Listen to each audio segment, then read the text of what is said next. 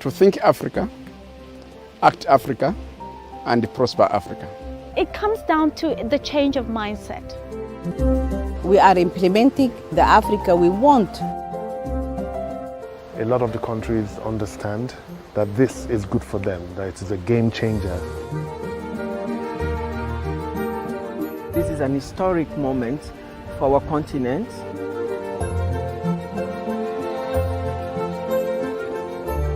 So this is entirely African driven. These African countries are making a treaty among themselves. We've been brought up with so many borders. You know, we have our little countries, we have our little economies, our little sectors. We have so many things that divide us, and I think this is an opportunity to really push against those boundaries and to change them. I think you need to be very, very focused in what you are doing. Once you believe in what you are doing, you see, you should not take your either business or job as something that you must do. Okay, you must take it as it's part of your hobby.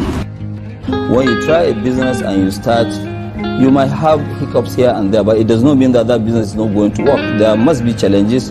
In fact, what I keep saying is that life without challenges is very, very boring.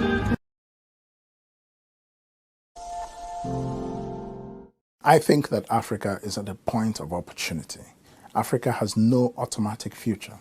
Africa is not on autopilot to some gilded age, as a lot of people seem to think.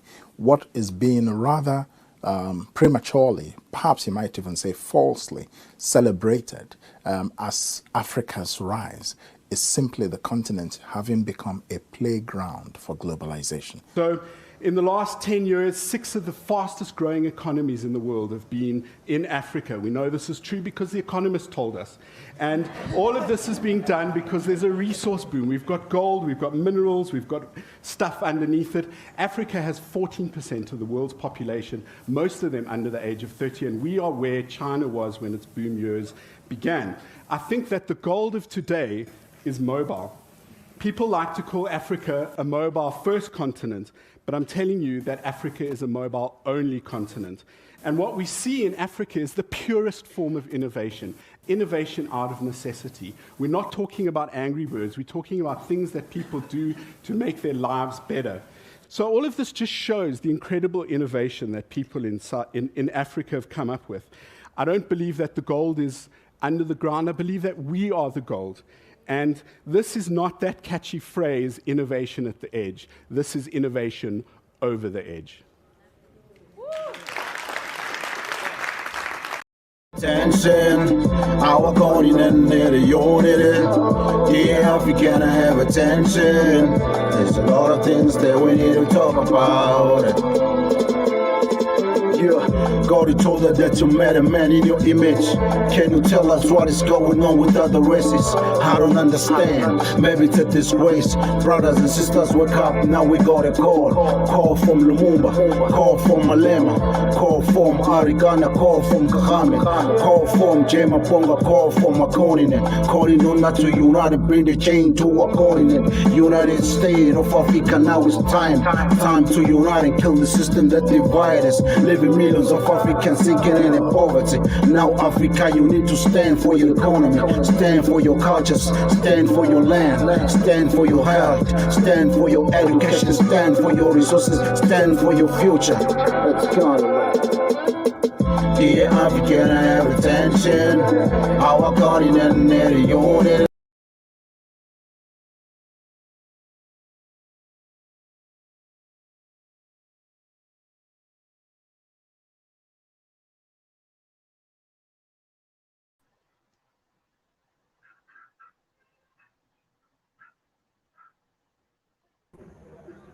Hello everyone who's watching us.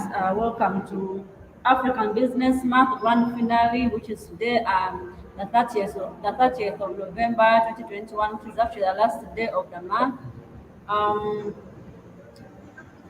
Today we are going to be discussing business. We are going to be discussing how the COVID-19 pandemic has actually affected us as Black people globally, how it has affected our businesses in our different capacities, and probably by the end of the show we shall have found out ways of recovering our businesses. We know some of us have been hit so hard, some of us have tried to recover, some of us are still struggling to recover, some of our businesses haven't been opened up as of yet. But if we listen to the people to have on set today, I'm sure by the end of this discussion, we shall have learned quite a lot from what they want to share with us. So without taking much of your time, let me try to introduce my guests today. From Nigeria, we have Mr.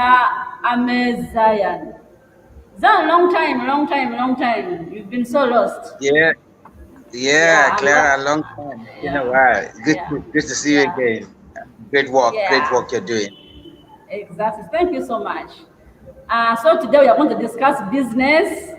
Though we are used to the other side of Black mental health matters, now we are into business today, and I'm sure you're going to share so much with the people viewing us, so you can teach them how they can revive their businesses in case they failed, or how they can actually push them further in case they already have them, something like that. Can you take us through your brief introduction, then we can proceed with another guest.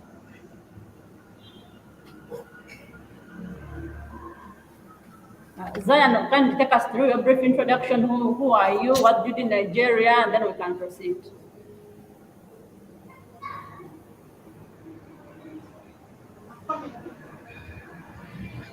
Claire, I think the network just went a little bit distorted, but if you could just repeat your last statement, I didn't get that. It just went a brief introduction of yourself, please. Just kindly introduce yourself briefly to the viewers, to the listeners, so we can proceed.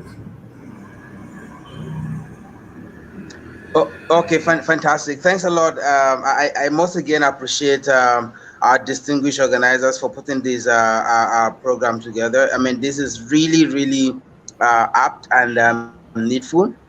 Like we all might be aware, Africa continent is the second world's largest, with the second fast growth rate after Asia. Now, in Africa, it's already been clearly put that we have about 54 sovereign countries with 4 territories and 2 de facto independent states with little international recognition. It is clearly stated right now that we are of 1.3 billion, and by 2050, the continent's population is predicted to rise to 2.4 billion. Now, for Nigeria, by 2100, Nigeria, which is currently known as the African most populous country, will have a population of over 1 billion. Okay, and that will amount to half of the population growth in Africa. Now, one of the things I would like to quickly say here is that in as much as we are going to be discussing business and we're going to be discussing some of the risk factors or causative factors that are currently impeding the development and growth of business in Africa, I want us to please understand that there is actually growth, there's actually development in Africa as far as business is concerned today. Irrespective of yes, the pandemic and some other issues ranging from insecurity to crisis to political tension to some of these issues that we see around our continent, I must establish as a way of introduction that please let's also understand that our beloved continent is not where it used to be. There's actually a significant growth, and I'll be speaking to some of these points as we progress. There's actually a significant development in terms of business in Africa, in as much as we know that there are a couple of pitfalls, a couple of challenges, a couple of things that, yes, the individual business entrepreneurs, the government, the society, I mean, there are clear things that, yes, we need to fix.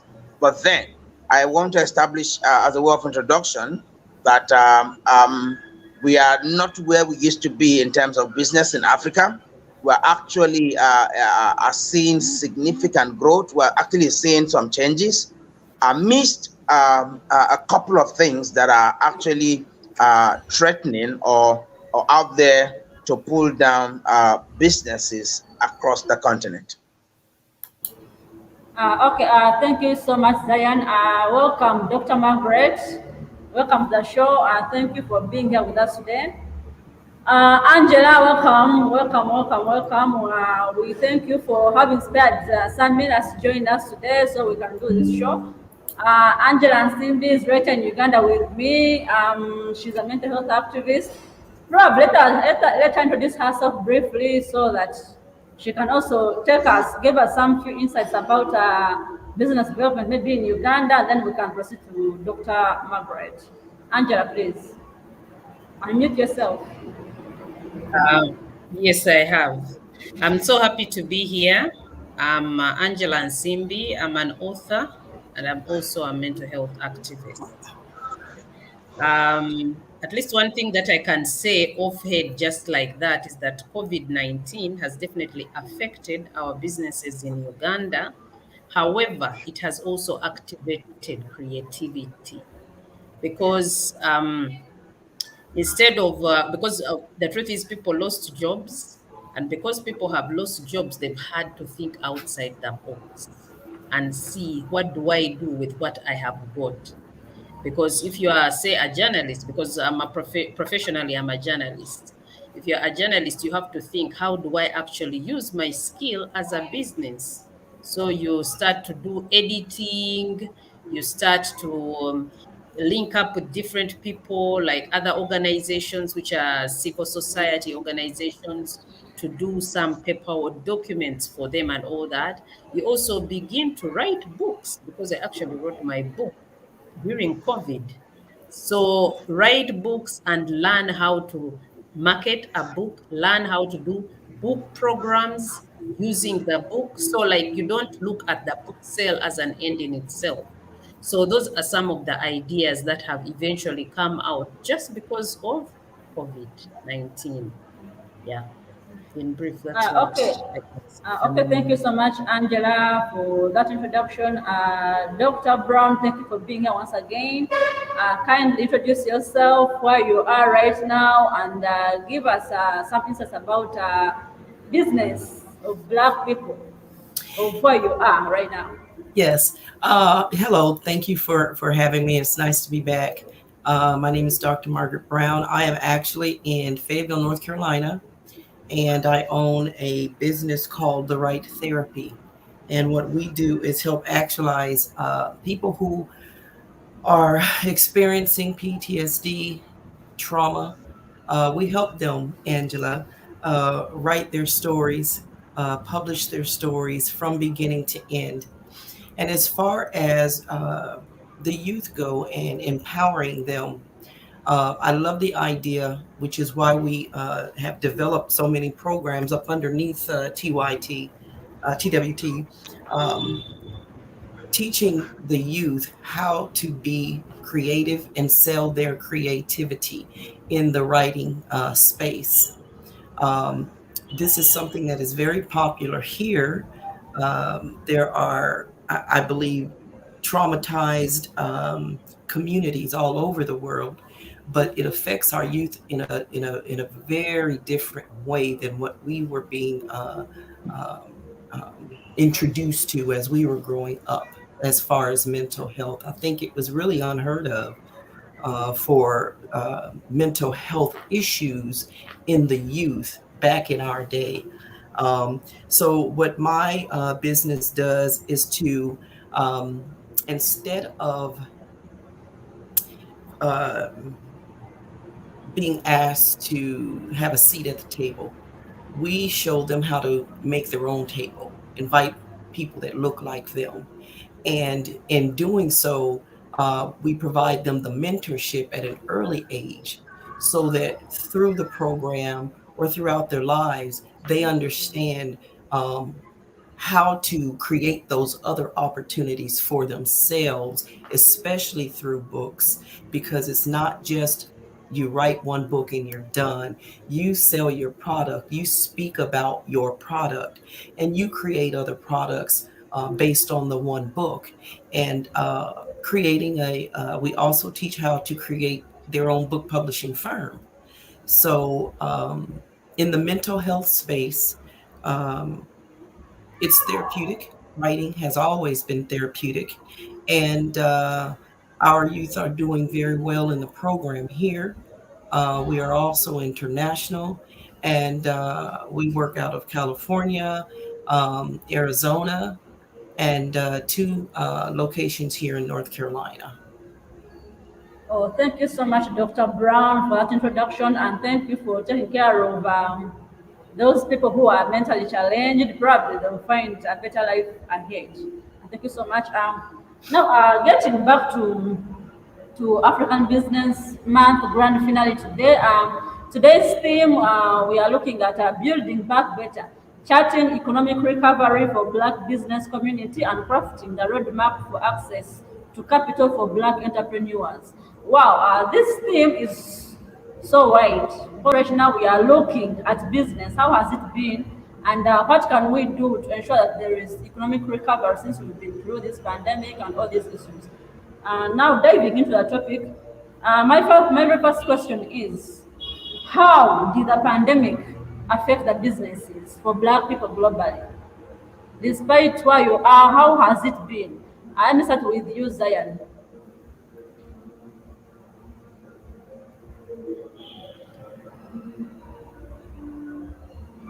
Zion, can you unmute yourself? Okay. All right. Thank you. You see, I must say that the pandemic has actually been quite very tragic. I mean, all of the psychological needs that it unfolded and all of the concerns that it brought to bear are clearly seen, and their impact are actually not excused around business corridors. But I must say that indeed, yes, it has been isolating and very, very damaging. However, I want to just say that that history has shown that the pandemic really didn't change things, as it were, on like that, but it just accelerated a shift of things that were actually already on the way. So that means that whatever changes we are seeing, whatever gaps that we are actually now beholding, it's not necessarily as a direct or as a resultant effect of just the pandemic, but this impact or these gaps or these challenges have actually been existing, have been on the way. It is just that the pandemic has now opened it up, has now, blown it up. But it's not that the pandemic actually created all of these gaps that we see around the business corridors. But I must say that it's really appalling that in as much as there've been a lot of efforts, concerted efforts from individuals, from communities, from agencies, trying to deliberately provide some form of support, to ensuring that the health of individuals, are actually properly checked and are well intervened. It's really disheartening that not so much, have been done or have been said or have been looked into in terms of providing intervention for businesses, or entrepreneurs. And you see, every one of us, we're actually business persons. Every one of us, it's not just until you go out and you're buying or you're selling directly that you're into business, right? And at this point, I just want to just say that it is very critical that the government, that the individuals and the society at large, and also the business persons, whether you are an entrepreneur, whether you are an investor, whether you're a small scale business person, whatever quadrant, whatever category you fall into, it is very important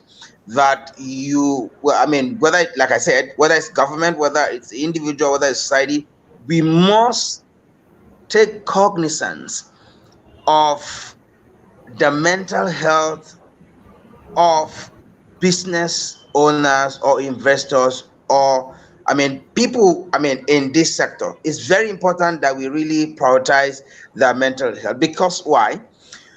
When the mental health of this particular sector or actors are not taken into consideration, you will find that so many things will fall apart. And in no distant time, the growth and the development we are long envisaging for our dear continent, Africa, will get worsened, and the gaps will continue to widen. But I have some few points that I have about 8 points that I would like to be sharing, and I'm really hopeful that if these points are going to be considered alongside some of the political stabilities that is also required, and also political will, as most of the African countries, these are where the seats of power control some of the things that will support the businesses to thrive in Africa. So I just hope I will be able to speak to some of these points, and then we'll really be looking at it that the pandemic, yes, it has really impacted a lot of businesses. However, it is not the cradle. It is not the origin of some of the issues that we see around the business sectors across Africa today. Okay, thank you so much. Getting to you, Dr. Brown. Apparently, Zion thinks that the problems or challenges that we are facing in our businesses have not been brought by the pandemic, but they have been fueled by the pandemic itself to become as worse as they are right now. Is that the same case with where you are? If you look at the black business around you, is it the same case, or has the pandemic actually brought up these problems itself? Good question. Good question. So the black businesses have plunged here in North Carolina almost by 41%. And the pandemic has basically exacerbated the financial disparities that we've been experiencing anyhow within the black sector for business ownership, financing. So it's very difficult. Some are still yet considering shuttering their doors. A lot of business owners here in this particular area, they're in the food industry. And so based on the pandemic and the no contact and things of that nature, a lot of them are either reinventing the way they deliver the food, or they're actually having to close or downscale tremendously. But the pandemic, I agree, Zion, has only exacerbated and shown a light on the disparities between especially the financial sector and what we can get support for our black businesses. Okay, thank you so much. Now getting to you, Angela. You're right here in Uganda with me. And right here, some businesses actually still under lockdown since 2 years back. That's since March 2020 when COVID-19 hit Uganda for the very first time. Some businesses are still actually being under lock and key up to this very moment. Some people have not gone back to work. And like you said earlier on, you said the pandemic has taught you to think outside the box. So do you think these people who have not yet gotten back to work, we are looking at bars, at casinos, at all those other places, do you think these people have been affected by the pandemic, or the pandemic has also actually fueled their problems that they had before? Should I assume that maybe those businesses were not meant to run or something like that? Can you take us through? Tell us.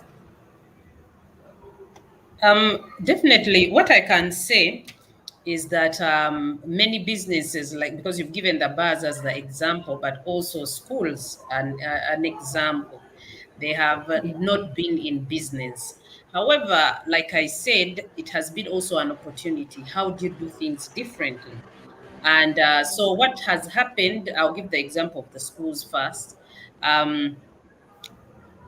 now the schools are actually doing the education system differently by taking it online. But that is private schools. That is the sad part. The reality is the biggest percentage of the population of the children who are school-going age haven't been going to school.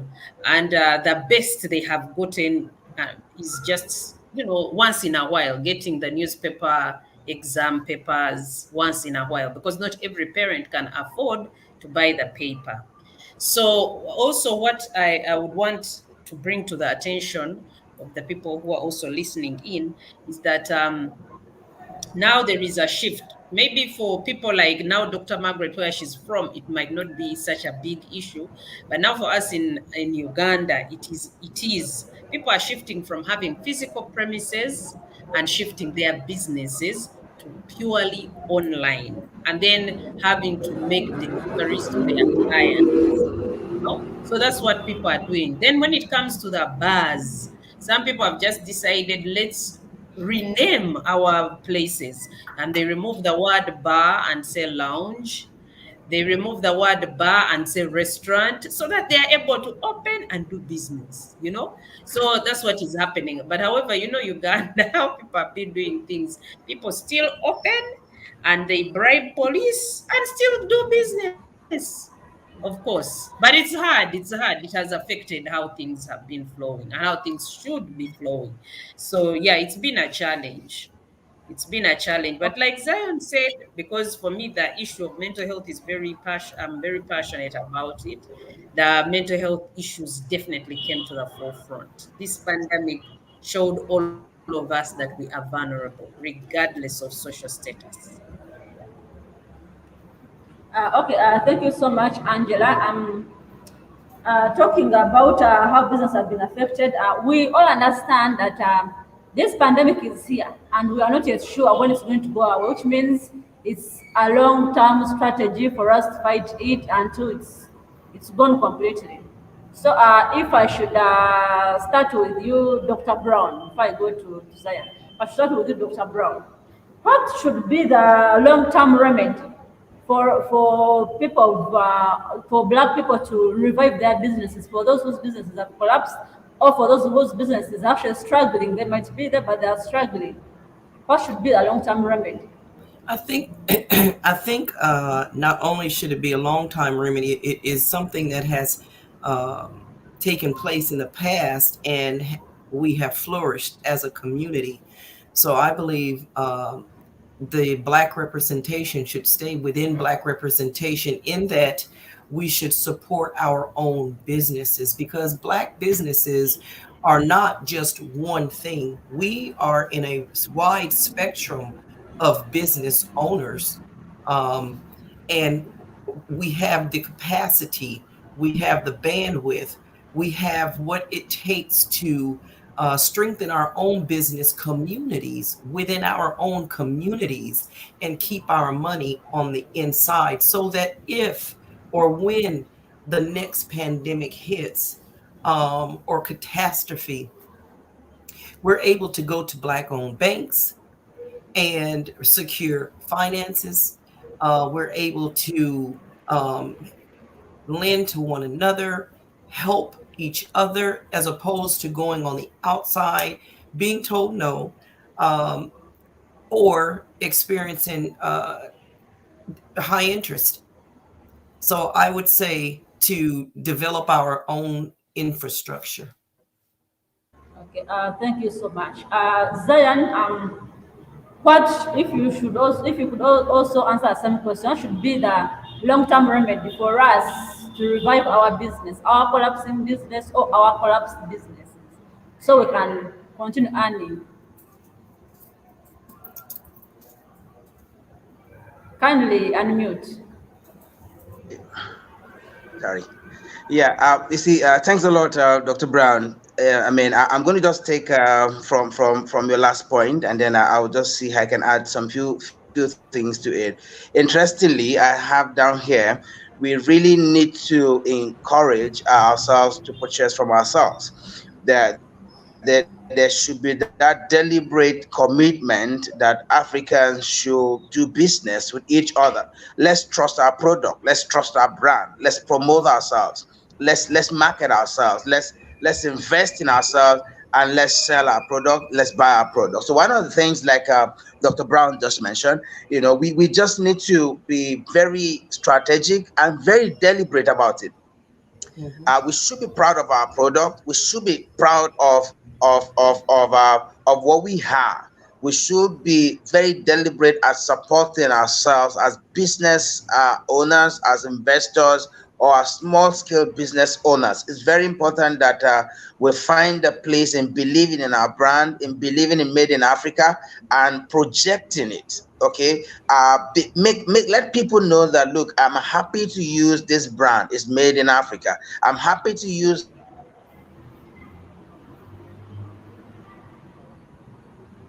promote that let's purchase our own product. Let's use our own product. Another thing, again, I would quickly like to say is for long term, it is very important that the government be involved in these.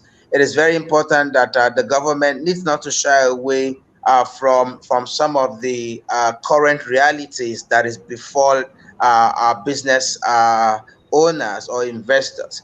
So the African government should be strategic in forming alliance with business owners, with investors, in seeing how they can support them in terms of waiving some taxes, in terms of providing some facility or raw material support to them. We have a lot of natural resources across the African countries. I mean, let's see how we can use these resources that we have to support indigenous African investors or African business owners.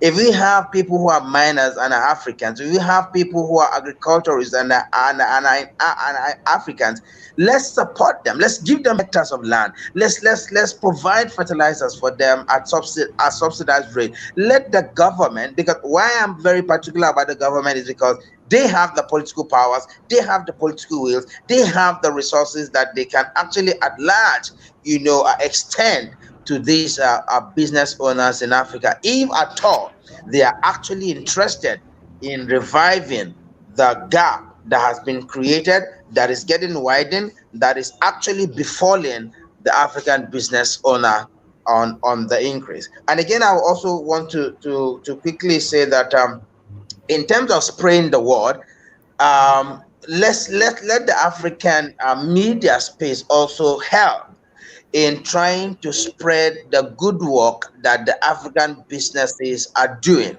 We have good African businesses. We have good African companies turning out good products, but the media is not supporting us. That, like I have my sister Angela, you're a journalist. Let's promote. Let's have the journalists. Let's have the associations of medias, or whether government media platforms, private media platforms.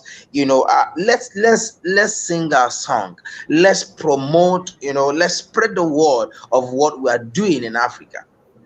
It's very important, because until this song is sung, until this song is deliberately sung by all of us, people wouldn't know what we have. The outside world out there wouldn't know what we are capable of doing, or what we are already capable, what we have already done. Okay, nobody knows that. I mean, there are a lot of things happening across Africa that the outside world are not seeing. GL properties. There are a lot of things they are doing in any sector, whether it's automobile, whether it's agriculture, whether ICT. I mean, we're doing awesome work. So let's sing our song, and let the government be very deliberate in also investing and reviving businesses in Africa. In the long term, I see this really helping us. Okay, thank you so much, Zayan. What you said made me get a very important question for Angela, because she's right here in Uganda with me. Now, recently in Uganda, there is an introduction of this program named BUBU, BUBU, which means Buy Uganda, Build Uganda. In short, government says we should learn to use the products made down here. We should buy the caps made in Uganda, put on jeans made in Uganda, put on dresses made in Uganda. But apparently, Ugandans do not like their own products. When we talk about clothing, the other day, people were complaining about this clothing brand, Nightil. You know Nightil, Angela? People are saying that Nightil does fake products. That you might buy a Nightil cloth, maybe a jean. You're going to, design some pants, and maybe once in a while these pants are torn, or even besides them being torn, apparently the government's taxes are so high. They are overtaxing these people. So this person who makes jeans thinks of, why don't I go to the neighboring country? For example, if I went to Kenya and shop from Kenya, it's going to be cheaper than me buying Nightil and making these things from here. That's so discouraging people. So putting this before you, Angela, do you think that what Zan has said of saying that we should believe in our own products, use them so as support our own selves, do you think that is going to work in Uganda, or are we failing at it already? I think supporting our businesses can still work. It's all a mindset issue. It can still work. However, we also have to learn, because I could hear Zion as he shared, I could hear Dr. Brown as she shared. It is important to support each other, but we also have to do value addition. And for me, I'll speak clearly for us in Uganda. We are so blessed. We have a lot of fruit, vegetables. We have things which are organic and they are there in plenty. But you'll go to a market, you find most of them are thrown there, people are stepping all over them. But when we learn value addition, then you will know, I have a lot of avocado. I can do avocado oil. How do I do this? To add that value addition, because definitely the avocado oil is going to be even more expensive than the avocado. You see, so we need to learn, and I think we can do this since we are talking about Africa, the continent, Black mental health, Black businesses. We can network. We have to learn to leverage networks. But of course, we can also achieve all this through our governments, the goodwill of our governments. But we can also start with ourselves. We have to learn to leverage the networks. We have to learn to improve, because if this country, because now like Nigeria, their African fabric, it's the Ankara, it's awesome. It's very good fabric. It's good quality. Why can't we learn from them? We can have that kind of arrangement. Why can't we learn and do that and wear what we make? But of course, if we are always looking out there, because also us, we've been brainwashed to think that good things are theirs. We also have to learn to appreciate what we have and see how do we make it better. That's my belief, and it can be done. It can be done. Thank you so much, Angela. Talking about the Ankara from Nigeria. Also, Nigeria has nice music. It's always played here in Uganda, made the #1, and yet we have our own Ugandan music, but it never processed to Nigeria to become #1. I mean, why aren't we supportive of each other? Why do we play Nigerian music and then Nigerians shine our music? Why? Anyways, then you answer that later. Getting forward, Angela, you talked about online businesses, bar people or people who are doing clothing, who are having boutiques, to turn their businesses, to put them online so that they're able to attract as much market as they can. But when you look here, when you look at Asia and Uganda, I'll keep using Uganda because Uganda happens to be my country and I understand it so much better than these other countries. Uganda recently increased internet taxes. Apparently, we buy internet at a much higher cost than we used to buy it before. Which means if I'm to maybe put my work or my products on YouTube, the internet consumption that I'll be using is going to be too expensive for me to deal with. I don't know how it is in Nigeria. I don't know how it is where Dr. Brown is. Probably they will tell us and they will take us through on how cheap this invention is. Let me start with you, Dr. Brown. So your question was, how is it putting your business online? How easy it is? Yeah, sure. For here in the United States, it's very easy to start a business online. You can start 10 businesses online a day, whatever your mind can create. I have heard, I have a friend in Bangladesh, they are unable to use a certain website, which is a huge conglomerate all over the world, but for them in their country, they're not able to use that particular access way. I wanted to touch bases on Zion when he said that we, everything that you spoke to, I believe that if we were to, yes, Angela, do our networking, we still have to hold one another accountable to our high standards so that other people will want to do business with us. And at the same time, if we want to, Zion, get the government more involved, I think what we should also educate one another on, and ourselves individually, are legislation that deals or speaks specifically to our business. Once we start educating ourselves on the type of legislation that we can leverage, we'll be able to get and find the grant money because now we're aware that it's there. We'll be able to do business if we were for-profit with nonprofit organizations whose missions align with our missions, even though we're for-profit organizations. So yes, we have to network. Yes, we have to get the government involved, but we must be our own good actors in that front so that we can become knowledgeable. And we'll always have a seat at the table because knowledge is power.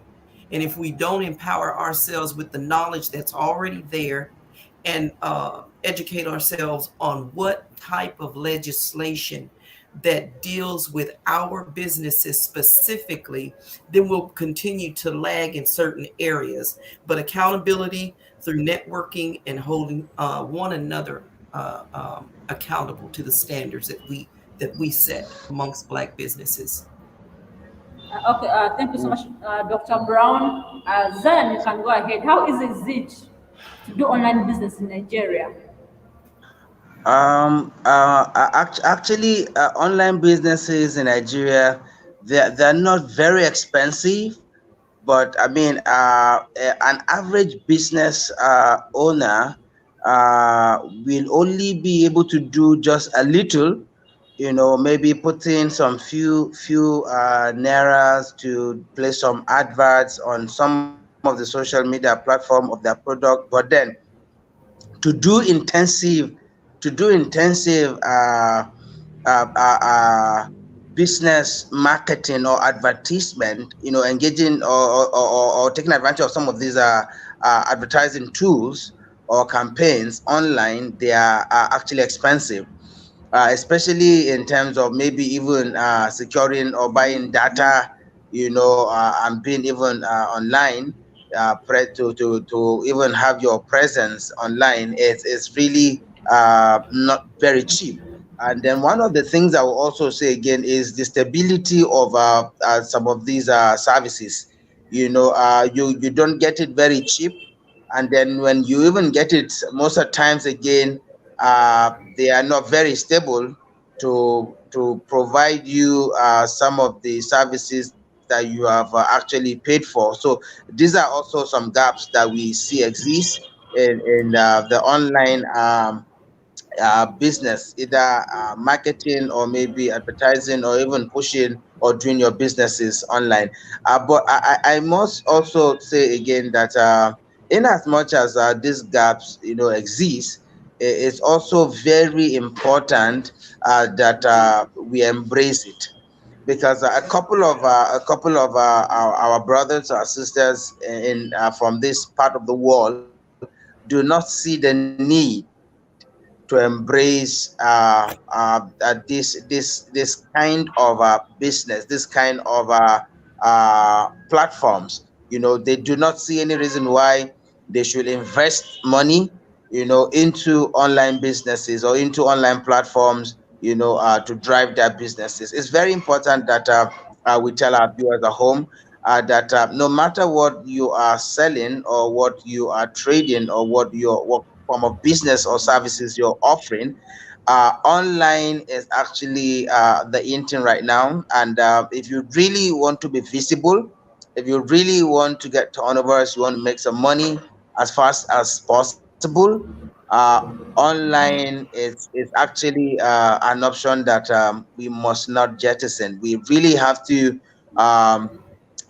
embrace it. If you do not know how to use it, you need to employ somebody. You just need to be online. You just need to engage it. And there's something that Dr. Brown mentioned. I was going to comment on it. Okay, fine.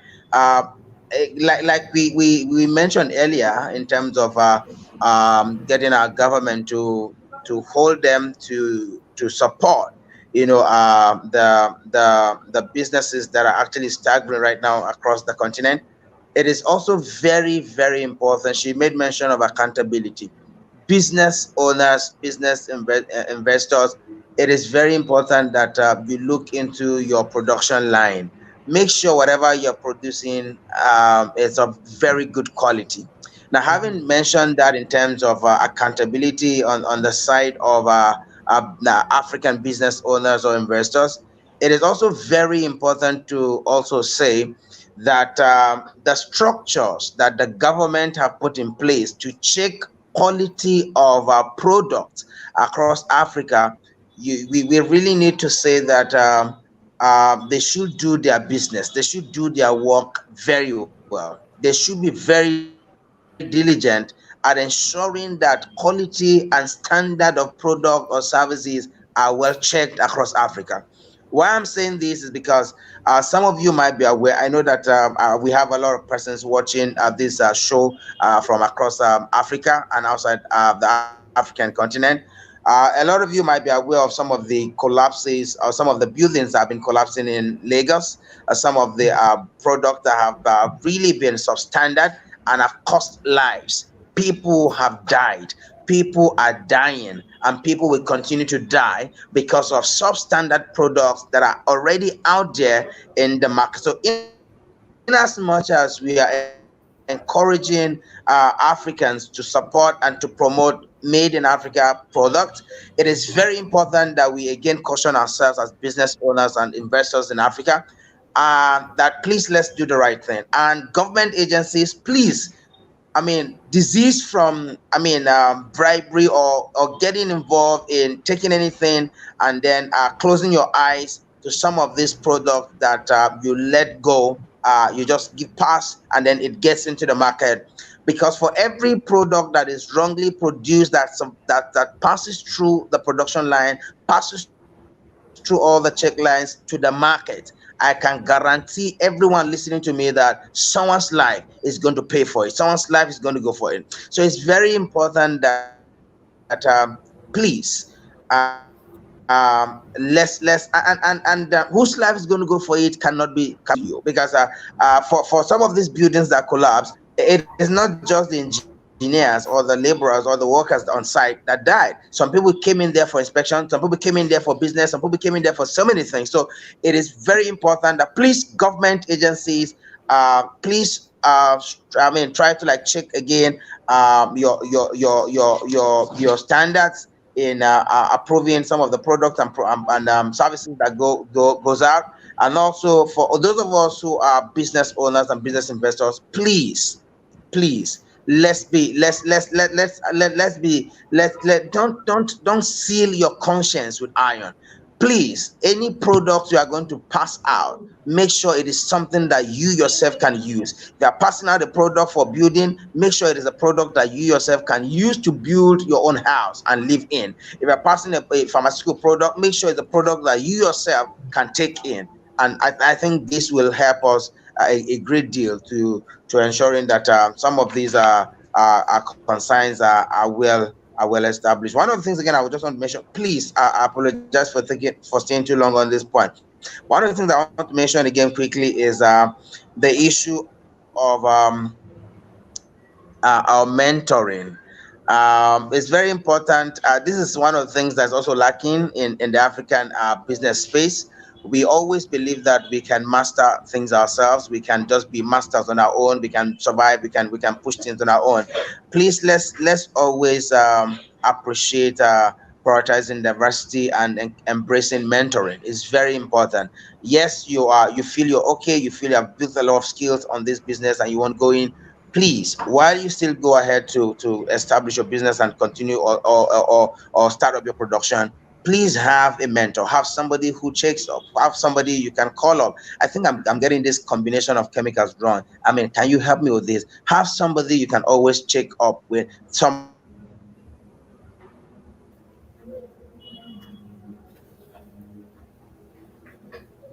the same line of business with you. This would really help us get it right in our business sector in Africa. Thank you so much, Zion. By the way, today our show is airing live on Twitter, it's on YouTube, it's on LinkedIn, it's on Facebook. So in case you have some data on you, some internet, or your neighbor has, you can still go there and watch. I'm sure you will learn something from us. Getting back to you, Angela, I'm going to ask you a totally different question from what Dr. Brown and Zion answered. Here in Uganda, post COVID-19, people are trying to recover their businesses. Others are trying to start up businesses. Those who lost jobs back then are trying to, to be self-employed, to do some little bit of businesses here and there. So in order to do some businesses, they're trying to borrow some money from money lenders, from banks, from circles, from all these other places. But here in Uganda, apparently, I work and live in an area that's filled up with money lenders, a lot of them. I took 2 steps, I meet a money lender. I took 2 steps, I meet a circle, like that. People are borrowing money day and night to do these businesses. But one time, this money lender comes to me, tells me, do you know what, Claire, you need to start borrowing some money, it can help your business move forward. I'm like, yeah, that's a good thing. So I asked, how much is the interest rate? This person tells me I have to pay 20% interest rate per month for the amount, for any amount they want to give me. So I asked them, how about you give me 100,000 Uganda shillings? That's about 100,000 is about I think $30, around that amount. So this person tells me you have to pay 20% still, and I have to pay this money on a daily. Each day he tells me I'm going to be paying around 4,000 Uganda shillings, which is about $1.2 or $1.3 a day. When you look at that amount of money, whereas I say 1.3, it might sound less, but here in Uganda, $1.3, which is about 4,000. Someone has to subtract some 1,000 for breakfast, some 2,000 for lunch, and maybe the other 1,000 for dinner. That is 4,000. So this person tells me I have to pay that same amount of money to them on a daily basis for a period of 30 days for me to complete up my 120,000 shillings. So this means that the interest rates are a little bit too high for someone who has gone through all this kind of chaos, this kind of backlash to start afresh. So as you people who have done some businesses, who are into business, how do you think the people who have fallen down or who have lost business are trying to revive them, or those who have lost jobs and are trying to get into the market of self-employment? What advice would you give them so that they can make this start? I don't know if you're going to tell them to pick up the interest rates. I don't know. I'll start with you, Angela. One of the things, actually, as you spoke, one of the things that many people turned to during the COVID-19 pandemic, during the lockdown, was growing their own food, growing your own food. But however, growing it to a point that you even start selling it. And for us, the situation we are in, we have sun all year round, right? So beans, you plant the beans 2 months, you're good to go. So it's not like it's going to take you forever. And sometimes when you think, should I borrow? If you need to borrow, sometimes it is safer. You borrow from maybe a friend and it will be interest free. Because in such a situation, you don't have a job. And obviously by the time the business takes off, it will be a while. you just find yourself entangled. You're building up more and more debt, and that will also put you in a crisis. Like you almost find yourself all your life you're just paying debt. So that is one of the issues. However, for me, when I saw what happened, was food. Everyone was buying food. No one was buying dresses. Yes, we like dressing and looking nice as women. No one was buying dresses. No one was buying cars. It was all about food. And actually, I remember when we were in a Sunday sermon, one of our pastors told us the way to go is farming. But how we do the farming is what needs to change so that we make it profitable. But otherwise, there's no way you are going to be in the debt cycle. Because at least one guarantee, even in the worst of circumstances, people will buy food. And actually, some people, what they're doing, even when they eventually went back to their regular jobs, because even working is not the regular time as we used to do it before, they're selling what they are growing. Some people have turned to selling things like honey, shea butter, and then they're having different streams of income. So that is an idea. And another friend of mine, she's actually a business coach.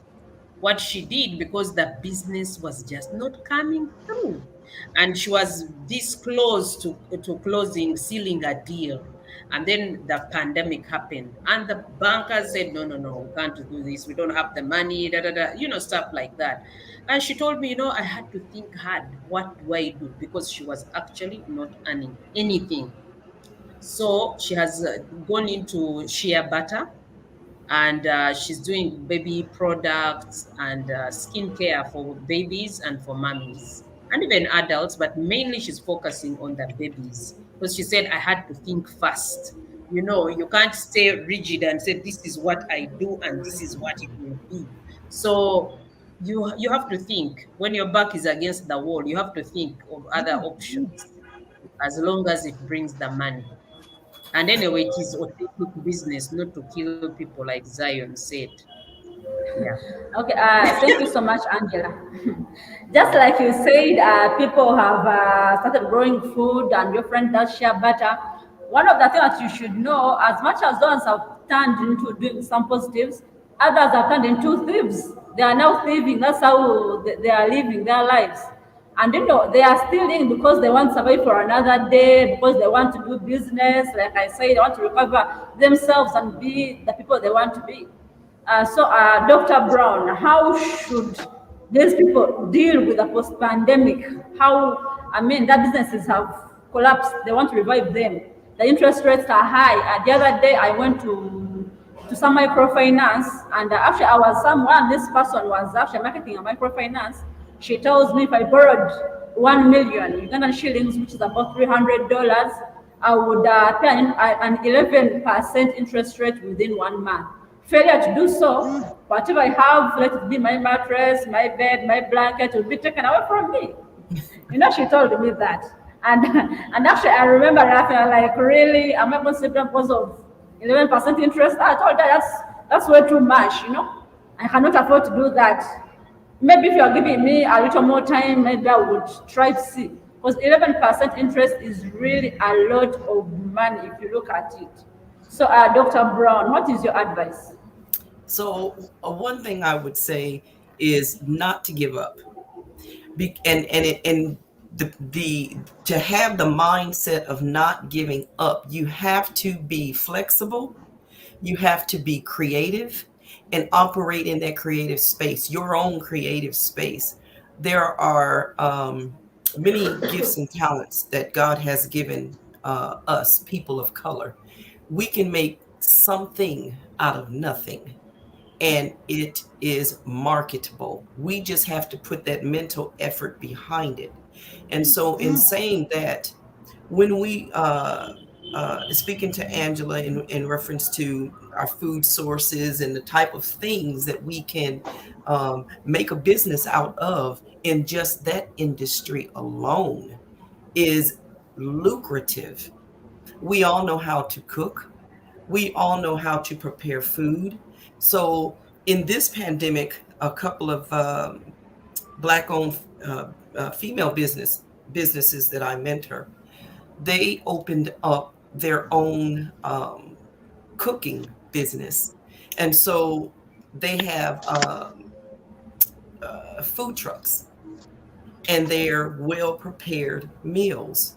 And they are all over this city now because they are being flexible, reinventing the idea of being in business and what that looks like for them in their own space. One has 3 food trucks, and they do pop-ups, you know, leveraging the technology with whatever business that you do decide to either restart or scale. Leveraging that social media with your businesses is definitely going to be a game changer for those of us who want to be in business for ourselves for many, many years to come. And don't give up. Just stay flexible and remain creative and open to change, because change is here. It's not going back. So we have to tackle that with our innovations. Thank you so much, Dr. Margaret. Talking to you, Zion, how are the interest rates in Nigeria, and how are the people who have had failed businesses post the pandemic trying to thrive so they can get back to their feet?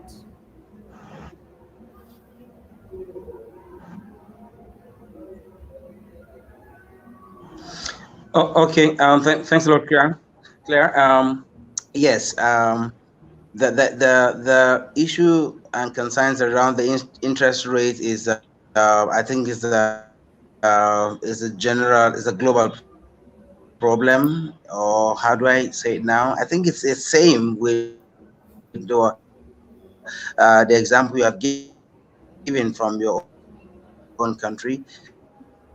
So concerns around interest rates are really, really worrisome. And I think, again, I'm not laughing. I think, again, the central banks across provide some cushioning effect to these concerns, you know, so that business owners or investors can have some soft landing in terms of accessing the capital. So, well, I could just have access to capital. So this enabling impartial access to capital is not just going to be let alone in the hands of the government to provide, but also some of the investors, some of the people that have the huge chunk of big bags in the business sector. They need to see how they can really provide access to small-scale business owners to also enjoy some form of support. It's not necessarily going to come in form of grants, but if that can also be, why not? If it can also come from the government as subsidies or as maybe loans, you know, like loans from the government, why not? Because one of the challenges, you know, black-owned businesses face is to collect sufficient fund in order to run their businesses. And you see, if we really want to overcome these concerns at post-pandemic or at the current realities that we have right now, it is very important that we begin to encourage some form of contribution, some form of community support, some form of in-kind equity contribution, you know, including maybe allowance, subsidies, loans, and revenue participation agreement, you know, from fellow business owners or colleagues in the business sector, because this is the only way we can enjoy some increasing accessibility to financial resources for entrepreneurs in our beloved continent. You know, I mean, looking at the current realities of things on ground, it must not be only from banks because of the scary interest rate. And also, I mean, just like Dr. Brown said, I mean, let's look inwards. We're very creative. Let's look inwards. There are things that the money you think you have that you want to go collect from bank again to adopt to revive your business. there is what you can do with that money. There is what you can start with that money. Remember, I mean, from our simple definition of mental health, you know, it talks about finding or realizing our abilities, our potentials. So again, bringing it again back to mental health, it's very important that Africans or African entrepreneurs, again, look inwards to realize, to find their abilities, to find that their inward potentials, to be creative with what they have, you know, because I mean, like again, we have mentioned here, it is just a phase that we are now. The future is still not very clear in terms of what becomes of business in the next 5-10 years. I mean, do we have again another outbreak of pandemic? Do we have again another disaster? Do we have again other issues that comes up? What happens to it? So it's very important that we look inwards and see how we can really manage the resources that are available at our disposals. It's very important, because when we're able to do this, it shows clearly that you can again manage whatever stress that will be coming your way if anything alters again in the future, if you must remain productive in that business. Thank you. Thank you so much, Zion. So now we are coming to the close of this show, so we are going to have closing remarks. And Zion will come last, since you said you have an 8-point something you want to share with us, and it's going to help us in improving our businesses.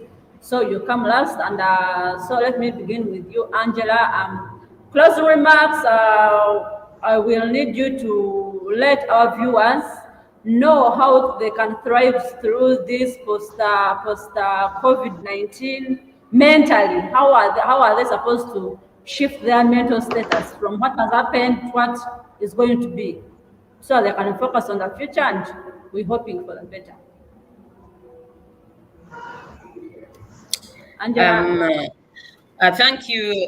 Thank you, Claire. One thing that I can say, because as you spoke, what I had within me was, what do you have in your hand? Because even when Moses, it's a biblical story, when he was before God and God was instructing him to deliver the Israelites, he asked him, what do you have in your hand? So I think everybody, what I would tell everyone to encourage them, ask yourself that question, what do you have? Because there's a time I was also feeling frustrated, and then that's what I had. What do you have? What you need, you already have. But many times we don't know. I have the skill to write, but how do I enhance that and make it profitable? Also link up with other people to make it work, up with fellow authors, you know, leveraging networks. And so in line with mental health, encourage people, those who already own businesses, to make the mental health of their human resource priority.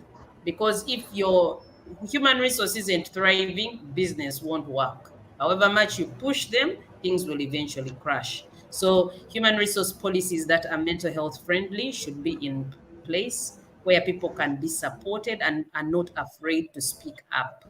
But at the end of the day, also us as individuals, we have to show up, take our space at the table, like Dr. Brown said, and do what we have to do, because each one of us is gifted. Yeah, that's what I have to say. Thank you. Thank you so much, Angela. That's what you had in your hands. So, Dr. Brown, what did you have in your hands? How are you living our viewers and listeners mentally? They need to have that mental uplift, so they can know, where should I start from in case I failed at this? How am I supposed to start up? How am I supposed to become mentally stable in this situation? How? So what do you have in your hands as regards to mental health?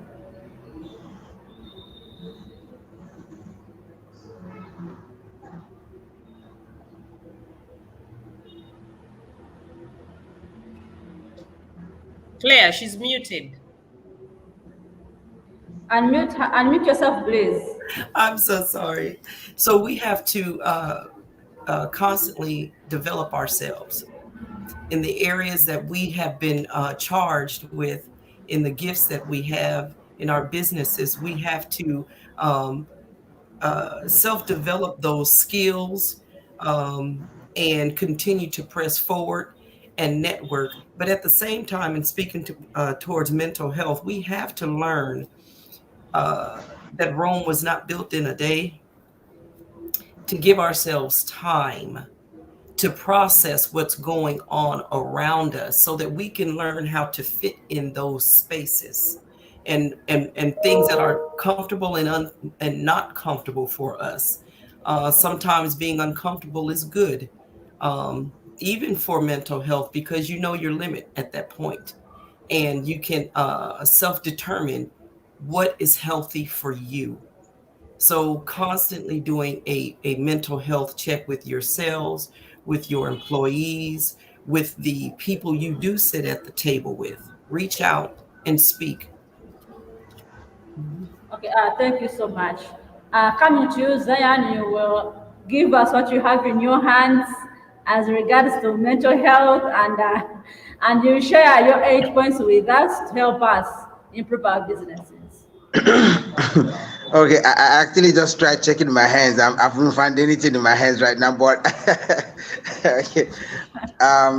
Thanks a lot, Angela. I mean, I'm very happy to be part of this conversation. I've learned so much from you, Angela, from also Dr. Brown. Thanks a lot. Really, really awesome. To our viewers out there, I would just want to say, again, I'm towing from Dr. Brown. If you're a business person in Africa at this stage and you are failing to develop yourself, you will certainly die. That business is certainly going to die. I'm not the prophet of doom, but I'm just telling you. So it's either you develop your business in terms of developing your skills, looking inwards. I mean, do you have the right resources? I mean, the human resources that you're engaging, do you have, are you even in the right business? Okay, so look inwards, be very sure to answer some very critical questions sincerely. So having answered some of these things, please develop yourself. If you're in the right business, you're already in the right sector, the right space, and you're very sure, please develop yourself. Otherwise, that business is going to die. Because right now, as it sees across Africa, we are already in a very, very high waters. It's either you swim or you're going to sink. So please make sure you are not just watching. Make sure you're not just idle. Make sure you're sharpening your skills, your business, you're developing every aspect of it so that you survive and make more money. Lastly, please, as business owners or investors in Africa, look, I mean, from the lens of mental health, it's very important you understand what are your stressors. Understand what are the things that are stressing you in your business and come up deliberately with coping mechanisms for them. Until you're able to identify all of these stressors that are pinching you on a daily basis in your business, you might not be able to come up with coping mechanisms that will deal with them daily. And if you do not deal with them daily and they continue to grow, like we all know, from mild it's going to go to moderate, and by the time it goes to moderate, you just see your business dragging. By the time it goes to severe, you just see your business sinking. But that's not my prayer for you. So I pray that all our businesses across Africa, you do the needful. Make sure you are doing the right thing. You're pushing out the right products out there.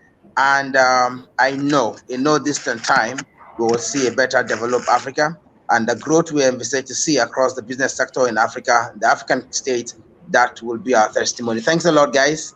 It's always a pleasure being with you. God bless you. Thank you so much, Zion, for making your time. Thank you so much, Dr. Margaret, for being here. Thank you so much, Angela, for being here, and to everyone who has watched us from wherever you watched us from. Thank you so much. I'm very much privileged to have hosted the grand finale of Africa Business Month, and I've learned so much, and I guess everyone who has tuned in has also learned something from these people. And well, I expected to learn less, but you see, I've learned so much more than I expected to learn. So that has been so good. My name is Glenn Asasra, and to everyone who has been watching us from wherever you are. Here in Uganda, you are saying good night. In Nigeria, I don't know what time it is. What time is it? Zan, what time is it in Nigeria? What time is it? Minutes after 6 p.m. 6 p.m. What time is it, Dr. Margaret? 10. That is 10 minutes after. What time is it, Dr. Margaret? It is noon. Noon. Wow. For us here, it's actually 8 p.m. I think 8 and 10 minutes p.m. So Angela is already feeling sleepy. I saw her yawning a little bit. So for us down here, we are going to wish you a good night. And to people who are watching us, there is something that's going to play for you shortly, so you should stay on. Zion, good night, or maybe you can invite us for dinner, maybe. How about that?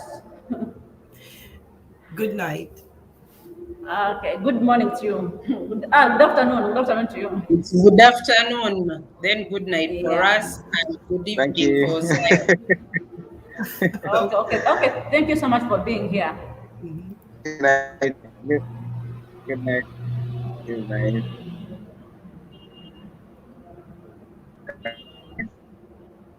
Good afternoon. Good afternoon.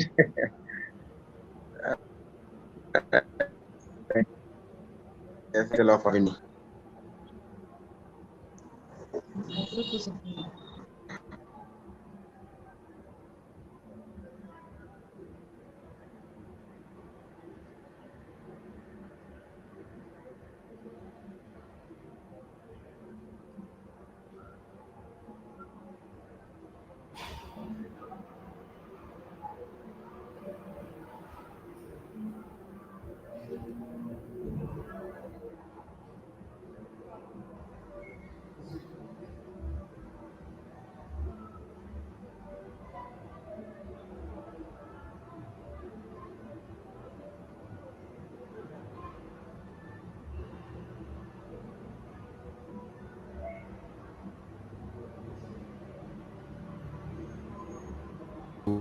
War